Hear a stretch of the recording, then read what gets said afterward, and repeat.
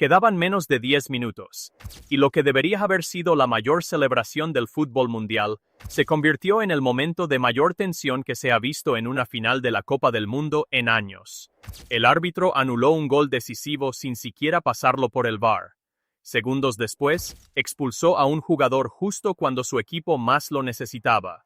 Y cuando sonó el pitido final, Argentina simplemente se negó a aceptarlo. Puñetazos, empujones. Un jugador rodeado y sacudido en medio de la celebración del rival. Se supone que esto no debe pasar en una final de la Copa del Mundo. Pero pasó. Y hay más. En medio de todo ese caos, cayó un récord que se había mantenido durante más de 20 años. Y casi nadie se dio cuenta. Quédense conmigo hasta el final, porque les voy a mostrar la jugada exacta detrás del gol anulado, la verdadera razón de la tarjeta roja y por qué la selección argentina abandonó el campo diciendo, sin rodeos, que les habían robado. ¿Qué tal, gente? Bienvenidos de nuevo al canal. Antes de empezar, dale a me gusta ahora mismo, suscríbete al canal y activa la campanita para no perderte ninguna noticia candente de fútbol, porque hoy hay mucho de qué hablar. Vamos directo al grano. Empecemos desde el principio, porque para entender el caos que se desató al final, hay que entender cómo se desarrolló el partido. España y Argentina, la final que todos esperaban, el choque que decidiría al nuevo campeón del mundo. Y desde el primer tiempo ya había señales de que no iba a ser fácil para nadie. Lamine Yamal tuvo la ocasión más clara del inicio, 1 contra 1 con el portero, y la desperdició. Después de eso, España controló el balón, pero le faltó instinto asesino frente a la portería. Messi, aunque parezca mentira, apenas tocó el balón. Muy pocas intervenciones, muy poca presencia. Un Messi apagado en el partido más importante de su carrera. El jugador que realmente brilló fue Rodri. Recorrió cada rincón del campo, defendió, creó ocasiones, apareció en ambas áreas. Si un hombre llevó a España en la primera mitad, fue él. Deja un comentario abajo. ¿Quién crees que fue el mejor jugador en el campo? Argentina, por otro lado, apenas existió ofensivamente en la primera mitad. Simplemente defendieron, absorbiendo la presión española, esperando el momento adecuado para atacar. ¿Y la segunda mitad? Más de lo mismo. España siguió presionando, dominando la posesión, pero no pudo romper el bloque defensivo de Argentina. Mira esta estadística para hacerte una idea de la diferencia. 16 tiros para España contra 0 para Argentina en el tiempo reglamentario. La posesión se dividió 65% a 35%. Una disparidad enorme. Y aún así, ningún gol. Pero las estadísticas bonitas en el papel no ganan partidos. España siguió pasando, pero le faltó contundencia. Los tiros fueron débiles, desviados, sin ese peligro real que incomoda a un portero. Dibu Martínez, de hecho, no tuvo que hacer nada extraordinario. Una parada aquí, una parada allá, nada escandaloso. Y fue precisamente esa ineficiencia española la que mantuvo a Argentina con vida en un partido donde prácticamente no habían creado ocasiones. Los cambios de España empezaron a surtir efecto. La entrada de Ferran Torres aportó más dinamismo al ataque. Y entonces llegó el nombre que lo cambiaría todo: Nico Williams. En el momento en que pisó el campo, le dio al ataque español un aspecto completamente distinto. Si se hubiera confiado solo en el once inicial, este partido probablemente se habría decidido en los penaltis. Pero Nico Williams tenía otros planes. Y fue entonces, al final de la segunda parte, cuando el partido empezó a estallar. Prestad mucha atención a esta parte, porque aquí es donde las cosas se ponen feas. A falta de poco tiempo para el final de la segunda parte, el árbitro expulsó a Enzo Fernández. Un momento crucial. Argentina con 10 hombres en el tramo final, justo cuando más necesitaba la fuerza en el centro del campo para mantener el resultado. España, oliendo la sangre, presionó aún más. Pero antes de eso, hubo una jugada que dividió opiniones, y sinceramente, para mí, fue una de las decisiones más extrañas que he visto en una final de la Copa del Mundo. Español. A España le anularon un gol de Nico Williams que fue marcado, celebrado y luego anulado. Y aquí viene lo más impactante: ni siquiera hubo revisión del VAR. Simplemente lo dejaron pasar, sin interrupción para revisar el monitor, sin ese procedimiento estándar al que estamos acostumbrados en cualquier jugada dudosa hoy en día. Vi la repetición varias veces y sinceramente no vi ninguna falta. Y no fui el único al que le pareció extraño.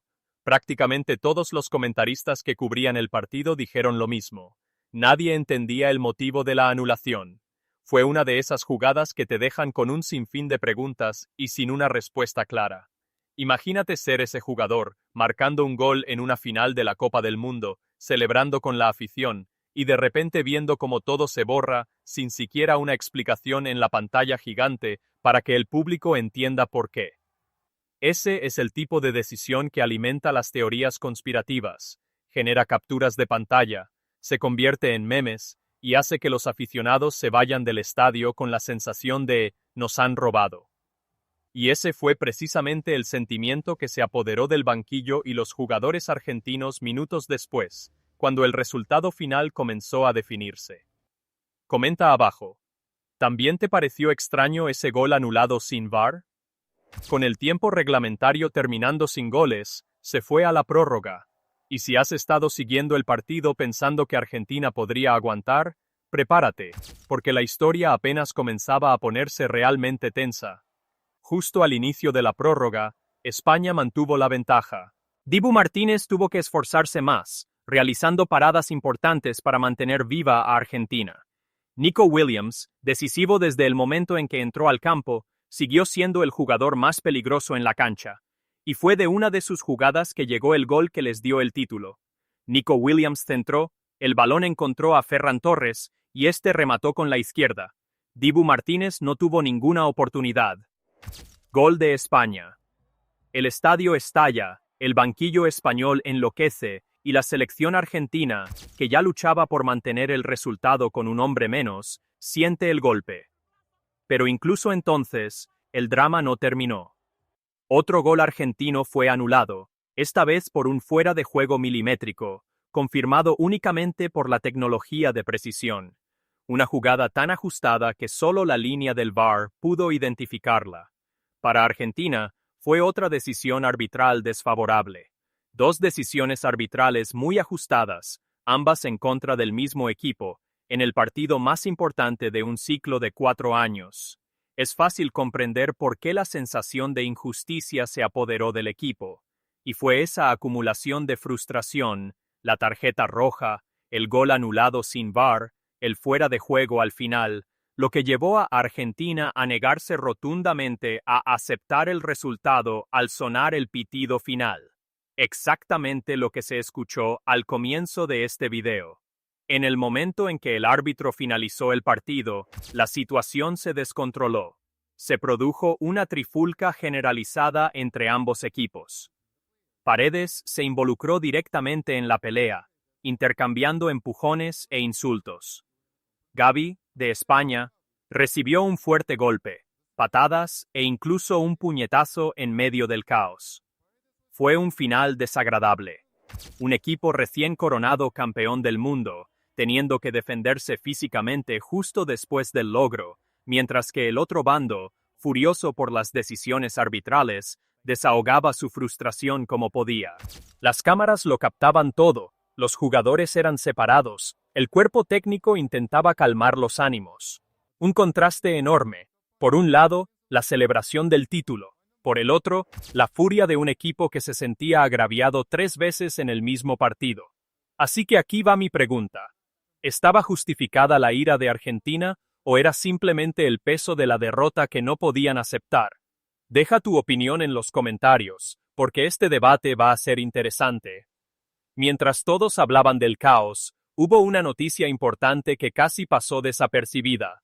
El récord de máximo goleador histórico de la Copa del Mundo cambió de manos, y Messi ya no encabeza la lista. Kylian Mbappé alcanzó los 10 goles en este torneo, y con ello, superó a Lionel Messi como máximo goleador histórico de todas las ediciones de la Copa del Mundo. Esto no es solo un récord para este torneo, es histórico, forjado a lo largo de décadas de competición mundialista. Y aquí está el detalle. Mbappé alcanzó esa marca en solo 22 partidos del torneo, en comparación con los 33 partidos de Messi para llegar a los 21 goles. La eficiencia de Mbappé es asombrosa, y lo peor para los aficionados argentinos es que el francés, al ser más joven, probablemente tenga muchos más mundiales por delante. Para Messi, mientras tanto, todo apunta a que esta fue su despedida con la selección nacional en los mundiales. Es un momento histórico que, en una final normal, habría sido noticia de primera plana. Pero con todo el caos de la confusión posterior al partido, terminó quedando en segundo plano. Aún así, guarden esta información, porque es un hito que será recordado en el fútbol mundial por mucho tiempo. Ahora hablemos de quién no tuvo un gran mundial, porque no todo fueron elogios. Un jugador en particular fue duramente criticado tras la eliminación contra Inglaterra. Falló remates, erró pases clave, permaneció en el campo todo el partido, pero simplemente no rindió. Sus dos últimos partidos en el torneo estuvieron muy por debajo de las expectativas, y eso ya ha puesto en riesgo un posible fichaje por el Real Madrid. Los periodistas españoles ya se preguntan si realmente tiene el nivel suficiente para vestir esa camiseta. ¿Qué opinas? ¿Aún merece la oportunidad? Comenta abajo. El torneo ha terminado, pero el mercado de fichajes nunca descansa. Y ya ha habido mucho movimiento entre bastidores. En primer lugar, N'Golo Kanté regresa al fútbol francés. Tras su paso por Arabia Saudí con el Al-Ittihad y más recientemente por el Fenerbahce de Turquía, se espera que el centrocampista fiche por el Paris FC. Y aquí está el detalle. Para abandonar el club turco antes de que finalice su contrato, tendrá que devolver unos 7 millones de euros en concepto de penalización. Un precio elevado, pero que demuestra lo mucho que desea volver al fútbol francés. Es un fichaje importantísimo para el Paris FC, que se ha estado reforzando con fuerza precisamente para competir de tú a tú con el Paris Saint-Germain en la capital. El segundo nombre importante, Trincão. Tras una temporada excepcional en Portugal, muchos esperaban que fichara por la Premier League o que siguiera brillando en Europa. Sin embargo, su destino es diferente. Arabia Saudí, donde se une al Al-Ahly. El final de su etapa en Europa, al menos por ahora. Es una pena, la verdad, porque su temporada fue realmente excelente y fácilmente podría haberle valido un traspaso a una liga más competitiva. Cabe recordar que a Trincão le apodaron el próximo Cristiano Ronaldo al principio de su carrera, una etiqueta que le pesó mucho y que nunca llegó a cumplir del todo. Pero incluso sin alcanzar la élite mundial, su fútbol sigue teniendo un gran valor, y este fichaje por Arabia Saudí debería suponerle una buena suma de dinero, aunque también plantea la duda de si ya está pensando en retirarse antes de lo previsto. Y el tercer nombre es el que más llama la atención. Rodri, el jugador elegido mejor de la final, estaría cerca de fichar por el Real Madrid. Según importantes medios españoles, el acuerdo está prácticamente cerrado, a falta de que se cumplan algunas condiciones del técnico Mourinho. Lo que había mantenido a Rodri en el Manchester City hasta ahora era Pep Guardiola, pero con la marcha de Guardiola, el camino está libre. Tras el Mundial que acaba de disputar, coronado por su brillante actuación en la final contra Argentina, al City le resulta cada vez más difícil retenerlo. Todo apunta a que Rodri se unirá a los Galácticos del Real Madrid la próxima temporada. Y hablando del Real Madrid, las cosas tampoco están precisamente tranquilas allí, incluso antes de que empiece oficialmente la pretemporada. Durante el partido entre Francia e Inglaterra, las cámaras captaron un momento extraño. Bellingham y Mbappé, compañeros en el Real Madrid, ni siquiera se saludaron al sonar el pitido final. Ni un apretón de manos, ni un gesto de respeto, nada. Los medios, que ya los seguían de cerca, aprovecharon la situación para alimentar los rumores de que existe una tensión real entre ellos en el vestuario del Madrid. Y eso no es todo. Con la llegada de Mourinho como entrenador, varias tensiones más ya están aflorando. Vinicius Jr. ya tuvo desacuerdos la temporada pasada.